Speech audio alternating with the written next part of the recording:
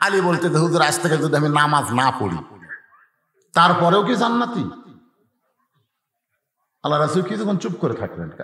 রাসূল কিন্তু কথা ইচ্ছা করে বলেন না। মা ইয়ান্তিকু আনিল হাওয়া ইন হুয়া ইল্লা ওয়াহয়ুন ইউহা। কিছুক্ষণ আল্লাহ রাসূল চুপ করে থাকলেন, তারপরে মুস্কি হাসিতে বললেন, তুমি যদি নামাজ বাদ দাও তারপরে আল্লাহ তোমাকে জান্নাত থেকে বাদ দিবে না। আলী বলতে হুজুর কথা কি ঠিক? বলে আমি যেটা বললাম সেটাই ঠিক, তুমি নামাজ বাদ দাও আল্লাহ তোমাকে জান্নাত থেকে বাদ দিবে না। তা আলী বলতেছে 5 ওয়াক্ত একবারে বাদ দেওয়া যায় না, আজ থেকে ফজর বাদ দিলেন। এসব নামাজ বলতেছে আজ থেকে ফজর বাদ দিলেন, এটা খুব ঝামেলার নামাজ, খুবই ঝামেলা। এই নামাজ কিন্তু খুব ঝামেলা, বিশেষ করে এই পৌষ মাঘ মাসার বেশি ঝামেলা, ঠিক কিনা বলেন? এই সকালবেলা কম্বল ল্যাপ তোষক বাদ দিয়ে ঠান্ডা পানিতে অজু করে, আপনি কি মনে করছেন বর্তমানে এই সময় ঠান্ডার মাসে যারা ফজর নামাজ অজু করে মসজিদ দিকে যায়, ফেরেশতা বলে আল্লাহ এরা কে? আল্লাহ বলে বাংলাদেশে যদি বদর যুদ্ধ হতো এরা বদর যুদ্ধের সৈনিক। আর সালাতো খায়রুন শোনার সাথে সাথে যারা ল্যাপক লাত্তি মারে, কম্বল ঠেলে ফেলে দেয়, কিসের ল্যাপ কম্বল? আমাকে আল্লাহ ডাকতেছে, মুয়াজ্জিন না, আমাকে কে ডাকতেছে? ঠান্ডা পানি ওযু করে বেস্তাকে আল্লাহ কি হলো? ওযু শেষ, জীবনের গুনাহ শেষ। জোরে করে সুবহানাল্লাহ। মসজিদে হাঁটতেছে, এখন ও মর্দে মুজাহিদ জিহাদের ময়দানে যাচ্ছে। সুবহানাল্লাহ বলেন। আর সেই নামাজ আলী পড়বি না। আল্লাহ রাসূল বললেন ছাইরা দিলেও আল্লাহ তোমার জান্নাত থেকে বাদ দিবে না। হযরত আলী যখন চলে আসলো, এমন সময় আবু বকর নবীর কানের কাছে ফিসফিস করে বললেন, ইয়া রাসূলুল্লাহ, এত বড় বেয়াদবি আলী করলো, অথচ আপনি আলীরে ছাড় দিলেন, কিছুই বললেন না। রাসূল বলেন, আবু বকর সাক্ষী থাকো, জান্নাতের জন্য যদি নামাজ হয় আলী নামাজ বাদ দিবার পারবে, আর আল্লাহর জন্য যদি নামাজ হয় আলী জীবন দিবে, কিন্তু এক ওয়াক্ত নামাজ বাদ দিবে না। আবু বকর তুমি সাক্ষী থাকো, জান্নাতের জন্য যদি নামাজ হয় তাহলে আলী নামাজ বাদ দিবে, যে নামাজ বাদ দিয়েও তো জান্নাত পাওয়া যাচ্ছে। কিন্তু নামাজ যদি আল্লাহর জন্য হয় তাহলে আলী জীবন দিবে, কিন্তু তার জীবন থেকে এক ওয়াক্ত নামাজ কোনোদিন বাদ দিবে না। আপনারা বলেন তো আলীর কথা ঠিক না রাসূলের কথা ঠিক? আলী কিন্তু বলেছে আমি ফজর বাদ দিলাম। হযরত আলী প্রতিদিন এশার নামাজ পড়ে এসে বাড়ির দরজায় সালাম দেন, এটা হলো নবীর সুন্নাত। আপনি বাহির থেকে যখন বাড়ির মধ্যে ঢুকবেন এমন সময় আপনাকে একটা সালাম দেওয়া লাগবে, গোটা বাড়িকে লক্ষ্য করে, আসসালামু আলাইকুম ইয়া আহলাল বাইত, আমার বাড়িতে যারা আছো সকলের প্রতি আল্লাহ রহমত বর্ষিত। আল্লাহ নবী বলেছেন শুধু জীবিত মানুষ নয় রে, তোদের পাশে যদি কোনো গোরস্থান থাকে ওই গোরস্থানের পাশে দিয়ে যখন তোমরা যাবে ওদেরকে তোমরা সালাম দিও, ওদেরকেও সালাম দিও। সবচাইতে বড় দোয়া হলো সালাম, আসসালামু আলাইকুম ইয়া আহলাল কুবুর, যারা কবরে আছো আমরাও আসতেছি ভাই, আমরাও আসতেছি প্রতি ধাপে ধাপে। আমি এখন কুন্দুল বাজারে যাই আর তারাশে যাই, যেখানেই যাই না কেন ভাই, প্রতি ধাপে ধাপে আমার হায়াতকে আমি অতিক্রম করে মৃত্যুর দিকে আসতেছি। করে কর কথা ঠিক। সকালবেলার সূর্য হলো তোমার শৈশবকাল, দুপুর বেলার সূর্য হলো তোমার যৌবনকাল, আর বিকাল বেলার সূর্য হলো তোমার বুড়াকাল। এই মাঝে মধ্যে আয়নায় দাঁড়াই আর মনে মনে চিন্তা করি আমার সময় বিকাল হয়ে গেছে, মিশে মায়াই বন্দিরে থাইকা করলাম কত খেলা। 3 তালা বানাইছি, কয়তলা? কয়তলা? মিশে মায়াই বন্দি থাইকা করলাম কত খেলা, পশ্চিমে তাকিয়া দেখো, পশ্চিমে তাকিয়া দেখো, তোমার ডুইবা গেল বেলা, তোমার ডুইবা গেল বেলা, এক পলকের নাই ভরসা, এক পলকের নাই ভরসা মিশে সকল আশা কখন বুঝি দারুণ ঝড়ে কখন বুঝি দারুণ ঝড়ে ভাঙবে তোমার বাসা পাখিরে সবই মিশে আর ফাঁকি বলেন আমার হীরা মন পাখি আমার সোনার ময়না পাখি সবই মিশে আর ফাঁকি। তাহলে কবরের পাশে দিয়ে গেলে মুখ বন্ধ করে যাওয়া যাবে না, কবরের পাশে দিয়ে গেলে হাসি ঠাট্টা করা যাবে না। আল্লাহ রাসূল বলেন কবরের পার্শ্ব দিয়ে যারা হাসি ঠাট্টা করতে করতে যায় এরা পশুর চাইতেও জঘন্য। পশুরও তাও কিছু বোধ জ্ঞান আছে, কিন্তু এই শয়তানদের সেই বুদ্ধিটাও নাই। একটা কবরের পাশে গোরস্থানের পাশে হাসতে হাসতে তুই হাসতেছিস, তোর চাইতে বড় যোদ্ধার বড় জমিদার বড় শক্তিশালী এখানে শুয়ে আছে, তোর এখন কথা কর না কেন? এই লক্ষ্য করে সালাম দেবেন। সবাই সালাম দিতে রাজি আছেন? কবরের পাশে যে যতবার যাবেন ততবার সালাম দেবেন, আসসালামু আলাইকুম ইয়া আহলাল কুবুর। হযরত আলী প্রতিদিন এশার নামাজ পড়ে বাড়ির দরজায় সালাম দেন, কিন্তু আজকে ফজর বাদ দেবার চাইছে, আল্লাহ তার সালাম কেড়ে লিছে। জোরে কোন সুবহানাল্লাহ। একটা বাদ দিবার চাইছে আর একটা কেড়ে লিছে। আপনি আসরের সুন্নত পড়েন না, আসরের আগে যে 4 রাকাত সুন্নত আছে না নাই, আপনি পড়েন না, বাদ দিচ্ছেন। কই পড়লে সব, না পড়লে পাপ নাই, কিসের দরকার রে? খালি 4 রাকাত মার। কিন্তু আল্লাহ রাসূল বলেছেন আসরের 4 রাকাত সুন্নত যারা আদায় করবে, বাংলাদেশের যেখানেই সুন্নত নামাজ আদায় করুক, আল্লাহ হেরেমের মধ্যে পড়ার সওয়াব দিয়ে দিবে। ধরে কোন সুবহানাল্লাহ। তবে না পড়লে কি নাই? গুনাহ নাই। খালি গুনাহ নাই দেখে আমরা বাদ দিচ্ছি। আসরের নামাজের সুন্নত যারা আদায় করবে, এশার নামাজের আগে 4 রাকাত সুন্নত যারা আদায় করবে, আল্লাহ রাসূল বলেন তাদেরকে 5 ওয়াক্ত নামাজে আল্লাহ রাখবে না, তাদের আর এক ওয়াক্ত নামাজ বাড়ায় দিবে। কি বুঝলেন? আসরের 4 রাকাত সুন্নত এবং এশার আগে 4 রাকাত সুন্নত যারা আদায় করবে, আল্লাহ তাদের প্রতি খুশি হয়ে তাদের 5 ওয়াক্ত রাখবে না, তাদের আর এক ওয়াক্ত বাড়ায় দিবে। দেখছেন? সেই ওয়াক্ত কখন? অমিনাল লাইলি ফাতাহাজ্জাত বিহি নাফিলাতাল্লাহ। সবাই যখন ঘুমায় থাকবে, নেটওয়ার্ক যখন ক্লিয়ার, দেখবেন সবসময় মাঝে মধ্যে যখন কিছু ফ্রি টিরি দেয় তখন দেখবেন মোবাইল করলে কবি ব্যস্ত। এ কথা কয় কি কয় না, মানে নেটওয়ার্ক এমন বিজি হয়ে গেছে, কিন্তু সবাই ঘুমায় গেছে, তখন নেটওয়ার্ক কি একেবারে ক্লিয়ার হয়ে গেল। আপনি তাহাজ্জুদের 4 রাকাত নামাজ পড়লেন, কমপক্ষে 4 রাকাত, 8 রাকাত 12 রাকাত আপনি আদায় করতে পারেন, তবে কমপক্ষে কয় রাকাত? 4 রাকাত নামাজ আদায় করলেন। 1 জগ পানির মধ্যে 1 মুষ্টি চিনি দিয়ে 2টা ঘন্টন মারলে ওই পানির মধ্যে চিনি যেমন বিলীন হইয়া যায়, ওই তাহাজ্জুদ গুজারি বান্দাটা আমার আল্লাহর মহব্বতে নিজের অস্তিত্বকে তেমন বিলীন করে দিবে। ওর কাছ থেকে গোটা দুনিয়াও যদি চায় নেওয়া হয়, কেড়ে নেওয়া হয়, ও কোনোদিন 1 ওয়াক্ত নামাজ বাদ দিবে না। সুবহানাল্লাহ কর না কেন? হযরত আলী কি বাদ দেবার চাচ্ছে? ফজরের নামাজ। আল্লাহ সালাম কেড়ে দিচ্ছে, দরজায় ডাকতেছে, হাসান হোসেনের মা দরজা খুলে দাও। এতদিন সালাম দিত, আগে সালাম দিত, আর একদম সালামের কথা আল্লাহ কেড়ে দিচ্ছে। তো এখন সালাম না দিয়ে বলছে হাসান হোসেনের মা দরজা খুলে দাও। ফাতেমা দরজা খুলি বলতেছে আসসালামু আলাইকুম।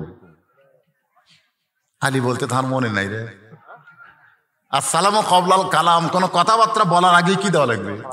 আর আমি হাসান হোসেনের মা দরজা খোলো, সালাম বাদ দিয়ে আমি আগে তোমাকে ডাক দিলাম। ফাতেমা বলতেছে আমি তো সালাম দিছি, আপনি ওয়ালাইকুম কোন? আলী বলতেছে ওয়ালাইকুম আসসালাম। নবীর মেয়ে ফাতেমা মুসকে মুসকে হাসে আর বলে এমন কি বাদ দিবার চাইলেন যে বাদ দেওয়ার কারণে চিরাচরিত সালাম আপনার কাছ থেকে আল্লাহ কায়রা নিছে? আলী বলতেছে আজ থেকে আর ফজরের নামাজ আমি পড়বো না, নামাজ না পড়লেও আল্লাহ জান্নাত দিবে, এই কথা তোমার বাবা বলেছে। ফাতেমা মুসকি মুসকি হাসে। আলী বলতেছেন হাসতেছো কেন? বলে আচ্ছা ফজর নয় বাদ দিলেন, কিন্তু তাহাজ্জুদ? আলী বলতেছে ওটা বাদ দেওয়া যায়। সুবহানাল্লাহ। তাহলে তাহাজ্জুদ বাদ দিতে পারবেন না, ফজর বাদ দিবেন। আলী বলে ফাতেমা অত কথা বলো না, নবীর কাছে বলে আইছি ওই কষ্টের নামাজ আজ থেকে আর আমি পড়বো না। তাহাজ্জুদের নামাজ হয়ে গেল। কিছুক্ষণ পরে যখন হযরত বেলাল আজান দেয়, যেই বেলালের আজানটা শুধু দুনিয়ার মানুষের মধ্যে সীমাবদ্ধ থাকে না, আল্লাহর আরশ পর্যন্ত পৌঁছে যায়। আচ্ছা সেই আজানে কি হবে কন্ত মুসলমানের? আমার এক মুয়াজ্জিন সাহেব কয় হুজুর এই কিছুদিন হলে আমি আজান শুরু করতে কুত্তে ভুক ভুক করে, মানে আগে করতো না, কিন্তু কিছুদিন হলে যেই ফজর আজান দিবা শুরু করি তখন চারিদিক থেকে কুত্তাতে কি হয় দৌড়ে এসে মসজিদে হু হু হু করে। তে কারণ কি? আমি কইলাম বাড়ি কি কারণ রে, আপনাকে এলাকাতে এরকম কুত্তা ভোগে নাকি? তা আমি চিন্তা করলাম কুত্তা ভোগে কেন? তারপরে একজন আমাকে কইল হুজুর যে মুয়াজ্জিন আজান দিচ্ছে কুত্তা ভোগার কারণ হলো ওর বেটাই হয়তো ঘুম পড়ে মসজিদে আসে না, এই জন্য কুত্তার এটা পছন্দ হচ্ছে না। কিরে তুই তো নিজের বেটা ঘুম পড়ে তুই আজান দিয়ে কাক চাপন করবো রে? আপনি খোঁজলে দেখেন তো মুয়াজ্জিনের আসল খবর কি। পরে খোঁজলে দেখি মুয়াজ্জিনের 3টা আইডিয়া, এক উক্ত নামাজ পড়ে না। কুত্তা এসে লোকমা দিচ্ছে আজান এই মসজিদ দেওয়ার আগে তোর আইডিয়ার কাছে আগে আজান দে, ওই 3 চেতন করা তারপরে মসজিদে তাই। কারণ জান্নাতে যাবার চাইলে তুই বাবা মুয়াজ্জিন একলাই যাবার পারবি না, ওদেরকে সাথে নিয়ে যাওয়া লাগবে। জোরে কোন কথা ঠিক কিনা? হযরত বেলালের আজান আল্লাহর আরশ পর্যন্ত পৌঁছে যায়। এই কথার দ্বারা মুয়াজ্জিনে মনে কষ্ট নেবেন না। আল্লাহ রাসূল বলেছেন বেলালে আয় আয় আমার কাছে আয়, আজকে একটু মাপ দিবার চাই। বেলাল বলে হুজুর কি মাপ দিবেন? বলে আমি হলাম ইমাম, তুই হইলাম মুয়াজ্জিন, আমরা দুইজন দাঁড়াবো দেখি কে লম্বা হয়। বেলাল কয় হুজুর আপনার থেকে তো আমি খাটোই। রাসূলকে আয় তো দেখি। নবীর কাছে আসলে বেলালকে রাসূল মাপ দিয়ে দেখে আধাত খাটো। বিলাল বলে হুজুর আমি আপনার সাথে খাটোই তো, আপনি ইমাম আর আমি মুয়াজ্জিন, বোঝেন না? ইমামের সাথে মুয়াজ্জিন লম্বা হলে মানাবে। রাসূল বলে দুনিয়ার তো ঠিকই মানাচ্ছে রে, কিন্তু মরার পর। হযরত বেলাল পাগলের মতন কাঁদতেছে, হুজুর আপনার মাথার উপর আমার মাথা কেন যাবে? রাসূল বলে বেলাল রে কান্দিস না, লাইলাতুল মিরাজে এমন একটা জায়গায় আমি ভয় পাইছিলাম, আল্লাহর কাছে আমি একাই যাচ্ছি। এতক্ষণ আমার সঙ্গে জিবরাইল ছিল, কিন্তু এখন আর জিবরাইল নাই, আমি একা একা আল্লাহর কাছে কেমনে যাই? এমন সময় দিকে আমার সামনে কে যেন হাঁটতেছে। ডাকতে বললাম মাবুদ গো, ফেরেশতা জিবরাইলকে তুমি কাইরা নিলা, আসার অনুমতি দিলা না, কিন্তু এই নীরব জায়গা আমার সামনে এমন করে কে যায়? আল্লাহ বলে হাবিব আপনার সামনে যারা হাঁটনের শব্দ পান তাকে কি এক নজর দেখবার চান? নই বলে আল্লাহ গো আমার আগে তোমার আরশে কে আইছে, আমি এক নজর দেখতে চাই। আল্লাহ বলে বেলাল নবীর দিকে একবার তাকা। হযরত বেলালের মুখটা দেখে নবী চমকে গেল। মেরাজ পাড়ি দিয়ে তাকায় দেখে সকালবেলা বেলাল। নবী বলে বেলাল রে তুই কখন আইলি? বেলাল বলে হুজুর কোথায় গেলাম? রাসূল বলে বল তুই কখন আইলি? বেলাল বলে কোথায় গেলাম? আল্লাহ নবী বলেন আমার আগে তোরে দেখছি আজকে আরশে। আল্লাহ বলে হাবিব রে বেলালকে আমি আল্লাহর এতই ভালো লাগে, দুনিয়াতে বেলাল আর কতদিন পর জান্নাতে আসবে, আগে থেকেই আমি বেলালকে সাইজ করে রাইখা দিয়েছি। ধরে কান্না সুবহানাল্লাহ। সেই বেলাল দিছে আযান। আজান শোনার পরে হযরত আলী আর বাড়িতে থাকতে পারে না, বাড়ি থেকে বের হওয়ার রওনা দেয়। ফাতেমার সামনে দাঁড়ায় বলে কোথায় যাবেন? যাবেন কোথায়?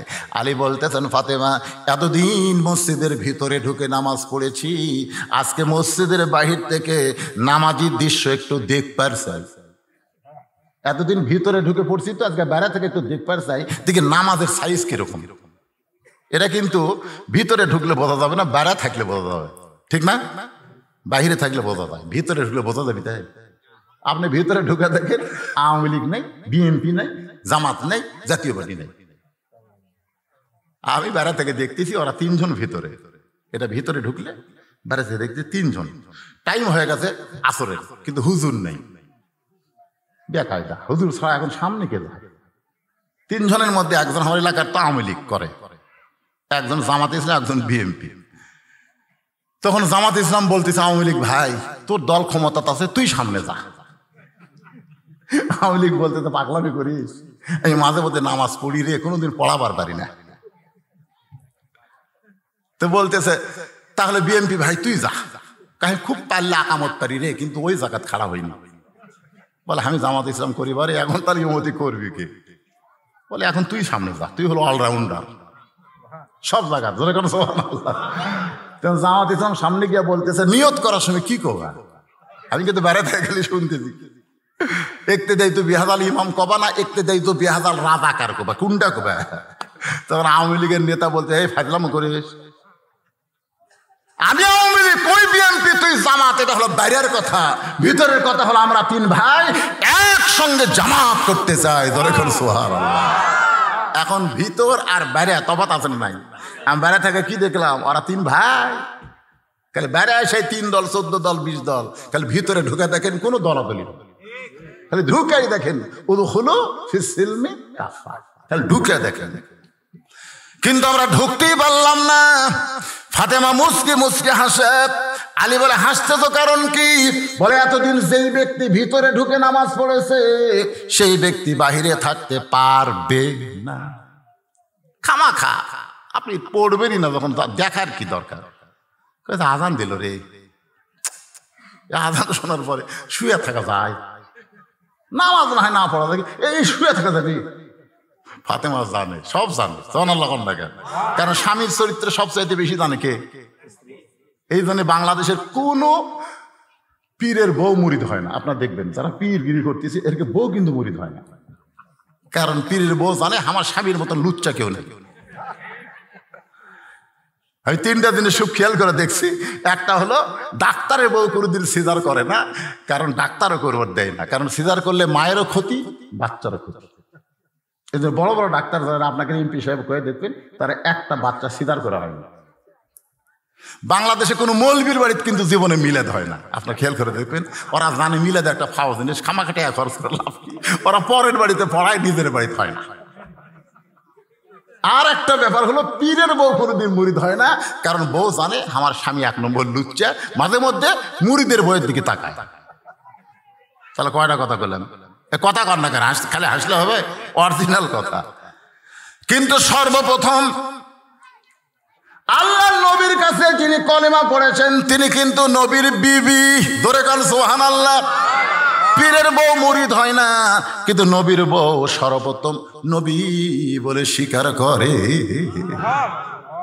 রাসূল বলেন, খাদিজা কি দেখলে আমার ভিতরে, যার কারণে কেউ নবী বলে আমারে স্বীকার করে না, তুমি আমারে নবী বলে স্বীকার করলে? খাদিজা বলে, নবী গো আপনি ভিতরেও যেমন বাহিরেও তেমন।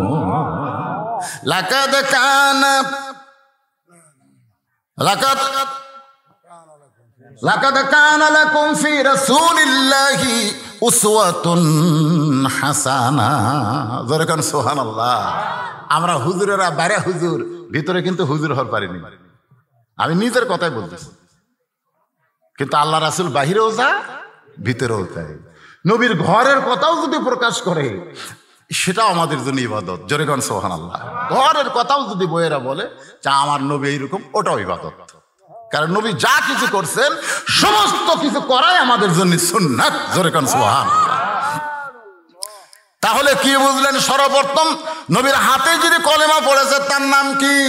খাদিজাতুল কুবরা।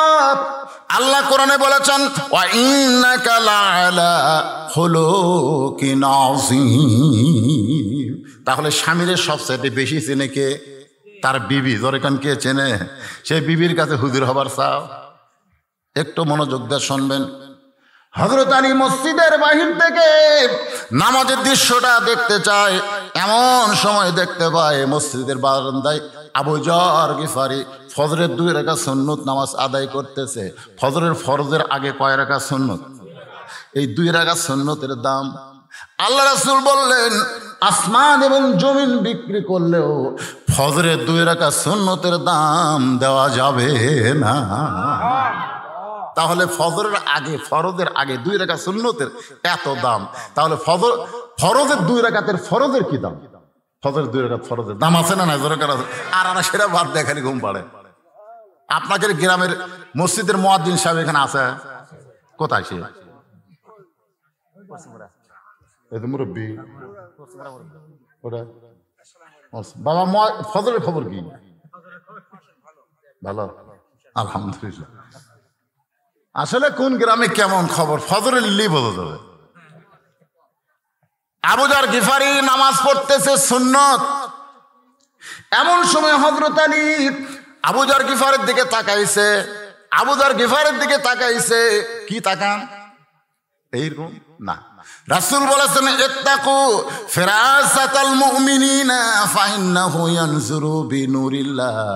হযরত আলী তাকায় দেখতে পায় আবু যর গিফারি মধুপান করতেছে।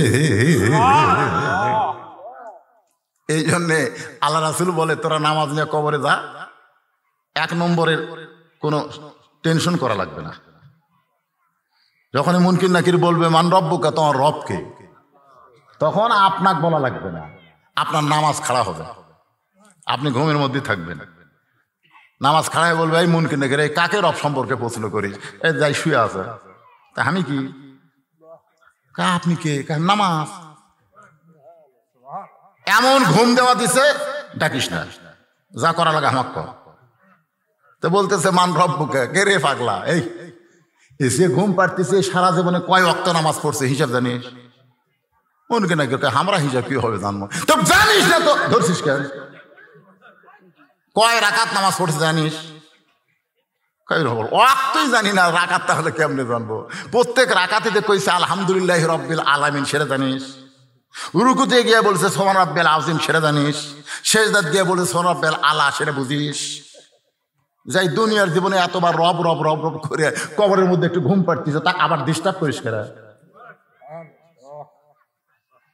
মুনকির নাকির বলবে আল্লাহ তোমার বান্দাকে মান রব্বুকে প্রশ্ন করার কারণে নামাজ যে খেবা খেয়েছে, আল্লাহ বলে যে নামাজ নিয়ে কবরে যাচ্ছে, ওর আবার রবের কি উত্তর রে? ওর উত্তর হয়ে গেছে। তোরে কাছে 1 নম্বর যারা পারবে তাদের জন্য 2 নম্বর 3 নম্বর আল্লাহ সহজ করে দিবে। জোরে কান সুবহানাল্লাহ। তাহলে কবরের 1 নম্বর প্রশ্নের উত্তর জন্য আমাদের নামাজের দরকার আছে না নাই? ফজরের 2 রাকাত সুন্নত নামাজ পড়া যখন শেষ, আবু যর গিফারি বলতে আলী ভাই এসার সময় না কইলেন আমি ফজর পড়বো না, তাহলে আমার সুন্নত আদায় করলেন? আলী বলতে আবু যর আমি বলেছি ফজরের নামাজ পড়বো না, তাই বলে কি সুন্নত পড়া যাবে না? আবু যর চুপ। আলী বলতেছে আমি বলছি ফজরের নামাজ পড়বো না, তাই বলে কি সুন্নত পড়া যাবে না? আবু যর গিফারি চুপ হয়ে গেলেন, কারণ রাসূল বলেছে আনা মাদিনাতুল ইলমি ওয়া আলিউ বাবুহা, আমি হচ্ছে ইলমের শহর, আলী হচ্ছে তার দরওয়াজা। জোরে খান সুবহানাল্লাহ। এজন্যে নবীর পরেই প্রত্যেকটা সাহাবী হযরত আলীকে ওস্তাদের মতন সম্মান করতেন। যখন কেউ কিছু বুঝতো না তখন বুঝের জন্য হযরত আলীর কাছে যাইতেন। সুবহানাল্লাহ। আবু বকর, উমর, ওসমান সবাই, কারণ নবী কইছে যে আমি হচ্ছে ইলমের শহর, আলী হচ্ছে তার দরওয়াজা। কিছু যদি পাবার চাও আমার কাছে না আসে আলীর কাছে যাও, কারণ দরজা দিয়ে না ঢুকলে ঘরের মধ্যে আসতে পারবা না। জোরে কর কথা ঠিক কেন? খুব খেয়াল করবেন। এই জন্য প্রত্যেকটা সাহাবী হযরত আলীকে ওস্তাদের মতন সম্মান করতেন। যেই বলছে আমি না হয় ফজর পড়বো না, তাই বলে কি সুন্নত পড়া যাবে না? কিছুক্ষণ পরে যখন জামাতের সময় হয়েছে, হযরত বেলাল আকামত শুরু করেছেন। আকামতের মধ্যে একটা শব্দ 2 বার বলে কদ কামাতিস সালাহ, কদ কামাতিস সালাহ। শব্দের অর্থ হলো নামাজ দাঁড়িয়ে গেছে। এমন সময় আল্লাহর আইন হলো কুমু লিল্লাহি কুম কুম মানে কি দাঁড়াও, লিল্লাহি আল্লাহর জন্য, কনিতিন আনুগত্য নিয়ে। তার মানে বোঝা গেল দাঁড়ানোর মতন শক্তি আপনার থাকলে আপনি বসে থাকার নামাজ হবে না। নামাজের যে কয়টা ফরজ আছে তার মধ্যে একটা ফরজ হলো দাঁড়িয়ে নামাজ পড়া। যখন কি হয়ে নামাজ পড়া, তাহলে দাঁড়ানোর মতন যার শক্তি আছে তাহলে তাই কি বসা চলবি? কিন্তু এখন 2-1টা আছে চেয়ারত বসতে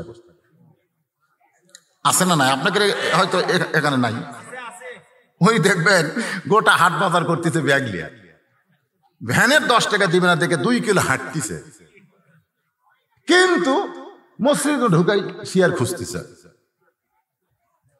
এখন আপনারা বলেন কোরআনের এই আয়াত অনুযায়ী সিয়ারত বসে নামাজ হবে? হবে, যদি হাত পা ভাঙ্গা যায়, রুকু সেজদা করবার যদি না পারে, তাহলে তার নামাজ হবে কিন্তু জামাত হবে না। এই জিনিসটা খেয়াল করুন, তার নামাজ হবে কিন্তু জামাত, কারণ জামাত করতে গেলে কাতার সোজা করা হলো ওয়াজিব, আর কাতার সোজা করতে গেলে পায়ের গোড়ালির সঙ্গে গোড়ালি মিল করা হলো ফরজ।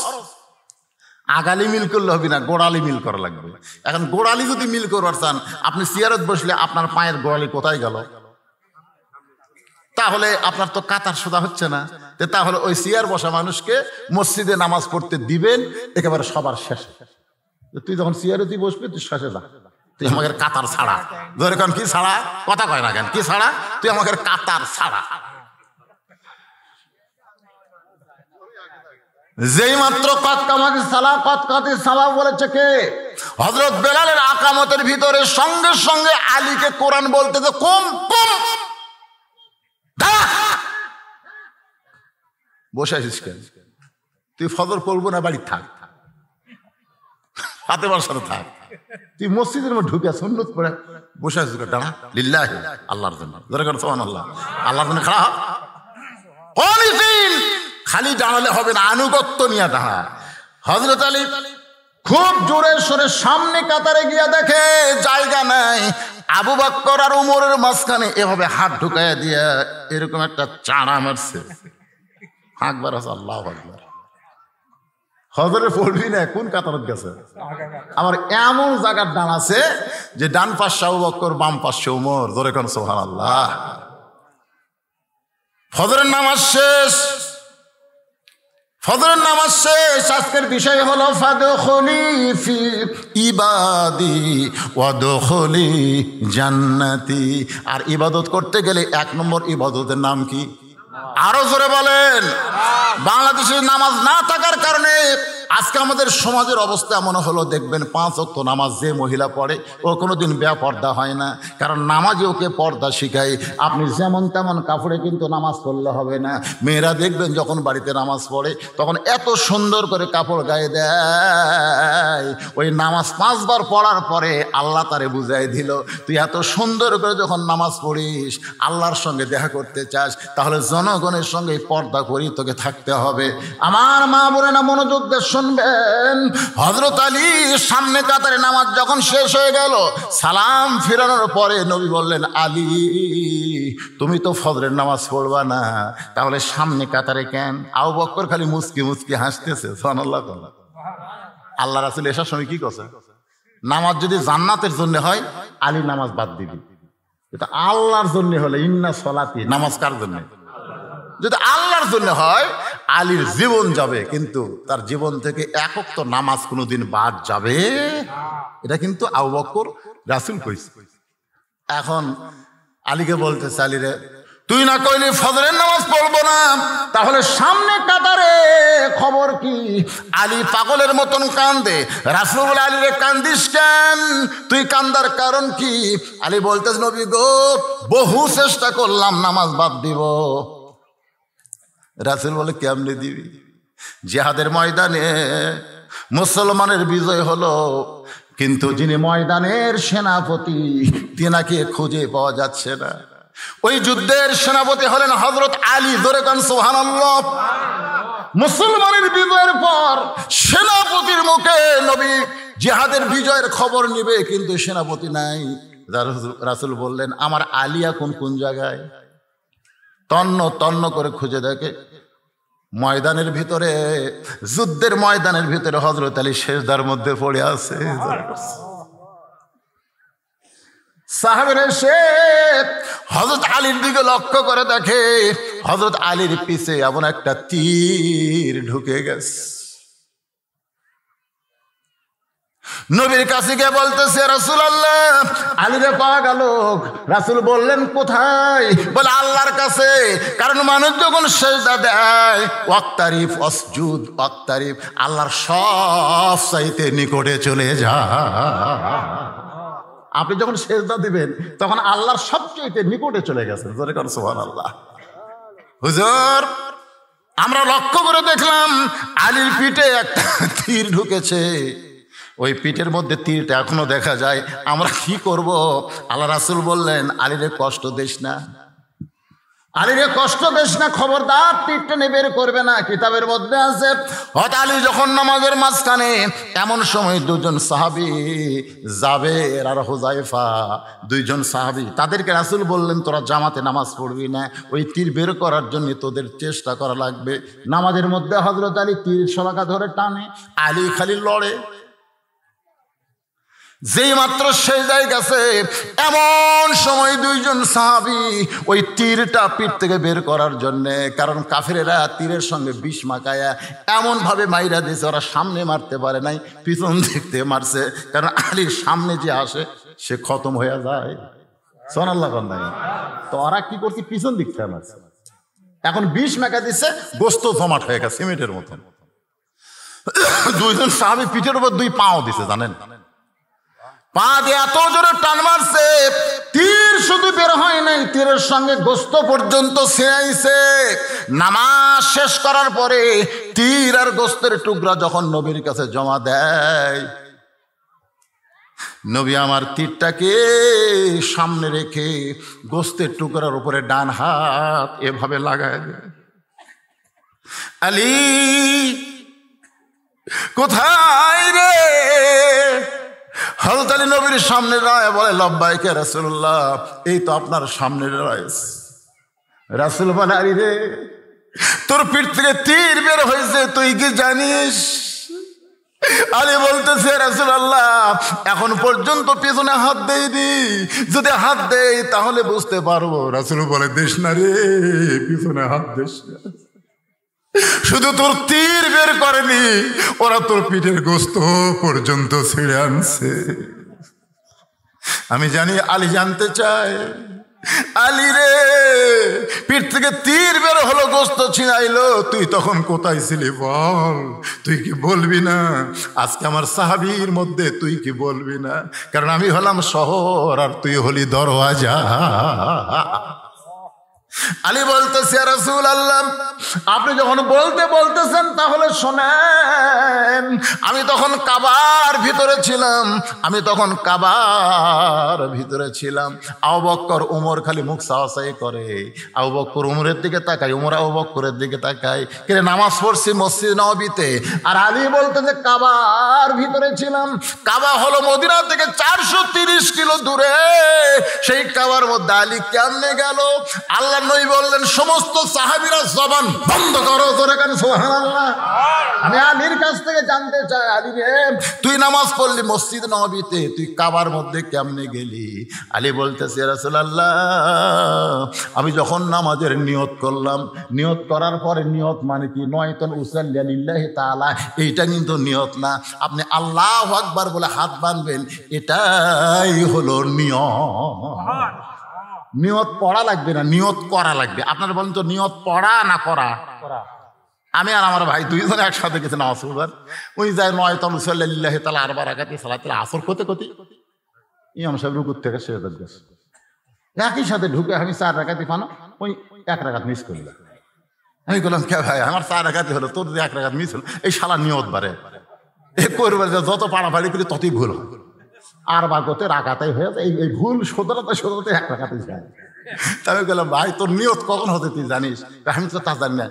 তুমি যখন অজু করছো, অজু করার সাথে সাথে আল্লাহ বুঝিছে ওই কোন নামাজের অজু করছে। তোরে কোন কথা ঠিক কিনা? তুমি মসজিদে পা দিতে আল্লাহ জানে তুমি কোন নামাজের জন্য ঢুকছো। তুমি যখন কাতারবদ্ধ হয়ে দাঁড়াইছো তখন আল্লাহ জানে তুমি কোন নামাজ পড়বা। তারপরে আবার নিয়ত পড়া লাগবে,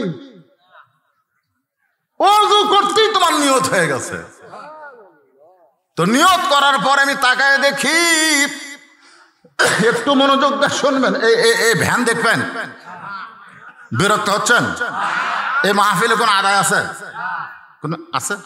নাই, আমি তো গতবার আইছিলাম, কোন আদায় না। আপনারা এরকম চিন্তা করবেন না হুজুর শেষে বোধহয় আদায় টান দিবেন। আমি ঘড়ি ধরে ওয়াজ করতেছি, ঘড়ি অবশ্য দেখার চান্স পাইনি, কেবল আসতেছে 3:32। ওয়াজ হবে কতক্ষণ? 4টা পর্যন্ত। না না ছাড় দিয়ে যাবি না, কারণ আগে ওয়াজ না আগে নামাজ। আর সবচাইতে সালাতুল ওস্তা হিসেবে যে নামাজকে ঘোষণা করা হয়েছে তার নাম হলো আসরের নামাজ। আসরের নামাজকে বলা হয় সালাতুল ওস্তা। ওস্তা বোঝেন? বোঝেন? সবচাইতে গুরুত্বপূর্ণ নামাজ হলো আসরের নামাজ। আসরের নামাজ যে জামাতের সঙ্গে আদায় করবে, বাকি 4 ওয়াক্ত নামাজ আল্লাহর জিম্মায়, আল্লাহ তার জন্য আদায় করে নিবে। জোরে কোন সুবহানাল্লাহ। সবচাইতে বেশি অলসতায় মানুষ আসরের নামাজ করবে, যে হাট বাজারে গিয়ে সবকিছু করবে, কিন্তু আসরের নামাজ দিয়ে গুরুত্ব দিবে না। আজকে মাহফিল এসে আমরা সেই নামাজকে গুরুত্বহীন মনে করব না, গুরুত্ব দিয়ে আমাদের নামাজ আদায় করা লাগবে। ঠিক কিনা বলেন? গত বছর এখানে বিশাল জামাতে নামাজ হয়নি, আজকে হবে ইনশাল্লাহ। সব হয়তো মসজিদে যাবেন না, এখানে আমি তো মনে হয় মুসাফির হয়ে গেছি, তাহলে তো হচ্ছে না। যদি মুসাফির না হতাম তাহলে আমি নামাজটা আজকে পড়াতাম। হ্যাঁ, কিন্তু না, মুসাফির হয়ে গেছি, কারণ আমি তো পরকার ওয়াজ খেয়াল করা লাগবে। আমি বাড়ির থেকে যখন রওনা দিছি এ ওয়াজ না, পরে যার একটা ওয়াজ আছে গুরুদাসপুর সিংড়া, ওটা দেখলে মুসাফির, তো তাহলে আমাকে দেওয়া হচ্ছে না। কিন্তু আপনাকে সাথে আমি জামাতে নামাজ পড়বো, সমস্যা আছে? আলহামদুলিল্লাহ। রাজি আছেন তো?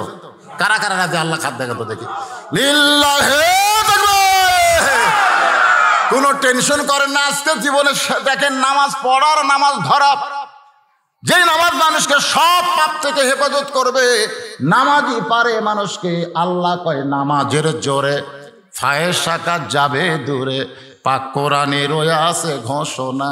এখন আকাম কুকাম নামাজ রোজা একসাথে বান্ধিয়া বোঝা, জাহান্নামে দিয়াছ রওয়ানা। আজ কেন আল্লাহর নামাজ ধরতে পারলা না? সে নামাজ নিয়ে আলোচনা হচ্ছে, গুরুত্ব কম না বেশি? আর বিষয়টা হলো ফাদখুলি ফি ইবাদি ওয়াদখুলি জান্নাতি। আপনি নামাজ ধরছেন বলেই আপনি আল্লাহর বান্দা হয়ে গেলেন, আর বান্দা হয়েছেন বলেই আপনি জান্নাতের মধ্যে ঢুকে গেলেন। ধরে কেন সুবহানাল্লাহ। তাহলে সেই নামাজের গুরুত্ব কম না বেশি? এখন আপনাদেরকে মাত্র 5টা মিনিট, আমার মায়েরা হয়তো বলবে যে হুজুর খালি নামাজ নামাজ নামাজ নামাজ করলো, অথচ আমাদের পর্দা নিয়ে কোনো কথা বললো না। আমার মায়েদের জন্য বলতেছি, মা, গভীর রাত্রে, রাতটা যখন গভীর হয়ে গেছে, এমন সময় ফাতেমা স্বামীর বুকের মধ্যে মাথা দিয়া ফুঁপায় ফুঁপায় কাঁদতেছে। আলী বলে, ফাতেমা কান্দার কারণ? বলে, কান্দার কারণ হলো আল্লাহ তাআলা আমার দোয়া কবুল করছে। আল্লাহ আমার দোয়া কবুল করছে। আলী বলে, ফাতেমা তুমি কি পাগলি হলে? আল্লাহ দোয়া কবুল করলে মানুষ কাঁদবে কেন? বরং মানুষ খুশি হবে। কি দোয়া করছো ফাতেমা? বলে, দোয়াটা হলো আল্লাহ যেন আমাকে পর্দার মধ্যে মৃত্যু দেয়। আল্লাহ বলেছে, ফাতেমা তোমার দোয়া আমি কবুল করলাম। সোনলাকন। আলী বলে, ফাতেমা রে, যে সারা জীবন পর্দা করে সে তো পর্দার মধ্যেই মৃত্যুবরণ করবে। বাংলাদেশে মেয়েরা কিন্তু পর্দা সারা জীবন করে না, কিন্তু মরার পরে তাদের পর্দা করাই। জোরে কোন ঠিক কিনা? আপনাদের এলাকার মেয়েরা মরলে কয়টা পর? তুই বাঁচতে চাকরিশ করছিস, কিন্তু মরার পর একের 5টা দিয়ে ওই খাটনি কিন্তু ঢাকাতে হয়। আমার এলাকায় কি করে? খাটনি ঢাকে। মেয়ে মানুষের লাশ দেখা যায় না, খাটনি মধ্যে ঢাকাতে হয়।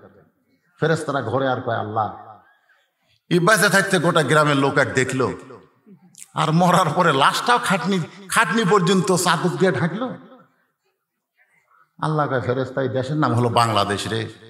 এরা বাঁচতে না মারলেও মরার পরে এরা মানে। মায়েরা আছে না নাই? এজন্য মায়েরা আছে না নাই? এই মায়েদের জন্য বলছি, শোনেন।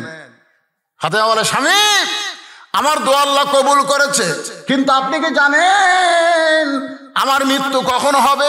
আলী বলে, ফাতেমা কে কখন মরবে এটা দুনিয়ার কোনো মানুষ বলতে পারে না। ফাতেমা বলতেছে, আল্লাহ যদি আমাকে জানায়, আল্লাহ পাক আমার জানাইছে এই গভীর রাত্রে ফাতেমার মৃত্যু হবে। হযরত আলী ছোট বাচ্চার মতন কান্দে। আমার মায়েদের জন্য ওয়াজটা করতেছি, মা একটু মনোযোগ দিয়ে শোনেন। গভীর রাত্রে ফাতেমা দুনিয়া থেকে বিদায় নিল। গভীর রাত্রে তাকে জানাজা ছাড়া ফাতেমা কিন্তু বলেছে, আমার লাশটা খাটনি তুলবেন না, কারণ খাটনি কান্দে নিলে আমার দেহের ওজন মানুষ বুঝতে পারবে। ওগো স্বামী, আপনি ছাড়া আমার দেহের কত ওজন এটা দুনিয়ার কোনো মানুষ যেন বুঝবার না পারে। জোরে কান সুবহানাল্লাহ। কারণ আপনি আমাকে লাড়াচাড়া করেছেন, আপনি আমার স্বামী, আপনি আমাকে কান্দে করে নিয়ে যাওয়ার পারবেন না। ওই জান্নাতুল বাকির পূর্ব কোণায় সবুজ রঙের একটা বাতি জ্বলবে, ওই বাতি বরাবর আমাকে দাফন করে দিবেন। হযরত আলী গভীর রাত্রে ফাতেমাকে কবর দেওয়ার পর আমার আল্লাহর কাছে বলতেছে, আল্লাহ দুনিয়ার জীবনে কিছুই দিবার পারলাম না, খালি কবর দিলাম। আল্লাহ গো, নবীর কলিজার টুকরা ফাতেমা, কত ধনী ধনী যুবকেরা বিয়ে করবার চাইছিল, কিন্তু নবী আল্লাহর হুকুমে গরিব আলীর সঙ্গে ফাতেমার বিয়ে দিল। আল্লাহ গো, আমি আলী সুখ দিবার পারিনি দুনিয়াতে, মরার পরে তুমি একটু তারে সুখ দিও। এই দোয়া যেই মাত্র হযরত আলী করেছে, করার পরে তাকায় দেখে সামনে কয়েকটা পুরাতন কবর। এই মাত্র ফাতেমার কবর দিল, সেই নতুন কবর আর নাই। আলী গোটা জান্নাতুল বাকির মধ্যে পাগলের মতো দৌড়ায়, ফাতেমার কবর, ফাতেমার কবর। কে যেন ডাক দে, বলে আলী রে, কিয়ামত পর্যন্ত যদি হায়াত পাস আর যদি ফাতেমার কবর খুঁজতে থাকিস, কোনোদিন ফাতেমার কবর খুঁজে পাবি না। তুই স্বামী হলে কি হবে, ফাতেমার পর্দার কাছে আমি আল্লাহ তাআলা এত দরদি হইছি, তার কবরকেও পর্দা করে দিয়েছি। এই পর্দা করার কারণে ফাতেমা হলো খাতুনে জান্নাত, জান্নাতি সমস্ত নারীদের নেত্রী। আমার মা বোনেরা যেখানে বসবাস শুনতেছেন, আমি শুধু পুরুষের নামাজের কথা বলতেছি, নারীদের নামাজ এর মধ্যে আছে, কিন্তু বাড়তি আপনার পর্দা। ফাতেমার সঙ্গে যদি জান্নাতে যাবার চান, এই পর্দা কিন্তু আপনাদের করতে হবে। মা, বিলের ভিতরে আপনারা থাকেন, বাইরে তো যাওয়ার খুব একটা দরকার পড়ে না, ঠিক কিনা বলেন? আল্লাহ কোরআনেও বলেছেন, অকরনা ফি বুয়ুতি কন্যা। বুয়ুতি কন্যা মানে কি? বাড়ির মধ্যে, বাড়ির মধ্যে। কন্যা, কন্যা ওরা কয় না, কন্যা, কন্যা মানে কি? এই কথা কয় না, বাড়ির মধ্যেই থাকতে হবে, বাড়ির বাইরে যাবার পারবা না। না, আল্লাহ এত কঠোর হয় না। আল্লাহ বলেছেন বাড়ির বাইরে যদি যাবার চাও তাহলে পর্দা করে যাওয়া লাগবে। পর্দা কি? এখন আপনাদের কাছে পর্দা হয়ে গেছে বোরকা। বোরকা কি? বোরকা হলো বহু কাপড় দিয়ে সাজা গুজিয়া বানানা। আমি আমার নানির বোরকা দেখছি, দাদির বোরকা দেখছি, তারা যখন কোনো জায়গায় যাইতো, তাদের যে টোপলা কাপড় সব ওই বোরকার ভিতরে, বোরকার মধ্যে ব্যাগ, বোরকার মধ্যে পানির ডাবরি, বোরকার মধ্যে সব। এখন এই চিকন মানুষ এক বোরকার মধ্যে সব নেওয়ার কারণে এই হাতির মতন মোটা হয়ে গেছে। মানুষ কিন্তু চিকন, কিন্তু ভিতরে সব লিখে তো দ্বারা কিছু লেগেছে, ভিতরে নেওয়ার কারণে মোটা হয়ে গেছে। মরদ মানুষকে এটা মানুষ লয়, এটা পেতনি রে। কেউ যদি একবার তাকাছে ভয় আর দুইবার তাকাই। আর এখনকার বোরকা গুলো ভাই এমন বোরকা আটো সাটো হসে, এখন ভিতরে কোন জিনিস কুটি আছে বাইরে থেকে বোরকা পড়লেও বোঝা যায়। জোরে কোন ঠিক কিনা? এটা বোরকা লয় তো, এটা পর্দা লয় তো। পর্দা হলো যে পরপুরুষ যেন বুঝবার না পারে। মায়েরা যারা আছেন একটু মনোযোগ দিয়ে শুনবেন। এবার হযরত আলী বলতেছে, রাসূলুল্লাহ, নামাজের নিয়ত করার পর আপনি বলেছেন তাকায় থাকতে হবে সেজদার দিকে। জোরে কোন, কোন দিকে? এই নিয়ত করার পরে কোন দিকে? সেজদার দিকে তাকায় থাকতে হবে। রুকুত গেলে কোন দিকে? এগুলা কিন্তু তালিম দেওয়া লাগে 7 বছর থেকে। অনেকে আছে নামাজ পড়ে, আমি যতবার মক্কা মদিনাতে গেছি ভাই, আমাকে বাংলাদেশি মুসলমানের নামাজ হলো সবচাইতে ভালো।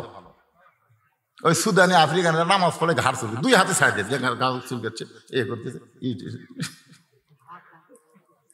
আমি কই কি রে, আমাকে বাংলাদেশের নামাজ এত ভালো, এরকে নামাজ এরকম ব্যাসাই দেখে।